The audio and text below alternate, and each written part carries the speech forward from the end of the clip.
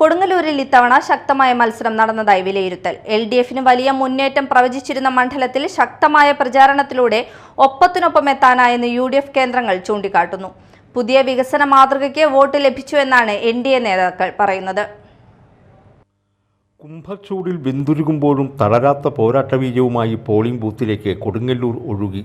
അവസാനം കണക്ക് കിട്ടുമ്പോൾ 77.57% പോളിംഗ് നിരക്ക്. ഇതാരെ പിന്തുണയ്ക്കുന്നു എന്നാണ് ചോദ്യം. ഇടതുപക്ഷ അനുഭാവം പുലർത്തുന്ന കൊടുങ്ങല്ലൂർ തങ്ങൾ നിലനിർത്തുമെന്ന് LDF ഉറച്ചു വിശ്വസിക്കുന്നു.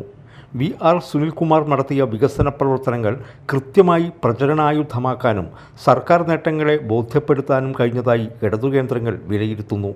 വയനാട് ഫണ്ട് തട്ടിപ്പ് കോൺഗ്രസിനെതിരായ നടത്തിയ മികച്ച പ്രചരണം തന്നെയാണ് എന്നാണ് നേതാക്കൾ പറയുന്നത്.